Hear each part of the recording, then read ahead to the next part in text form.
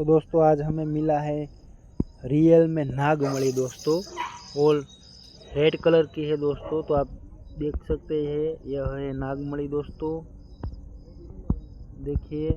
और हमें यह रियल में अभी मिला है, और यहाँ पर सांप नहीं है दोस्तों, पर हमें लगता है कि सांप कभी भी यहाँ आ सकता है दोस्तों, कहीं से भी। और कहा जाता है दोस्तों कि इसे हम छू नहीं सकते या इसे हम ले भी नहीं सकते।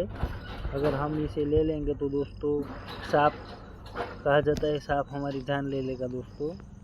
इसलिए यह नागमणि दोस्तों हम इसे नहीं छू सकते दोस्तों,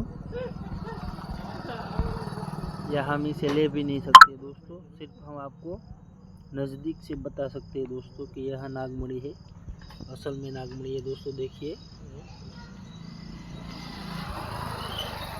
बहुत ही खूबसूरत है दोस्तों नागमणि है, और लाजवाब है दोस्तों। अब मुझे भी थोड़ा सा डर लगने लगता है दोस्तों, क्योंकि सांप कभी भी आ सकता है।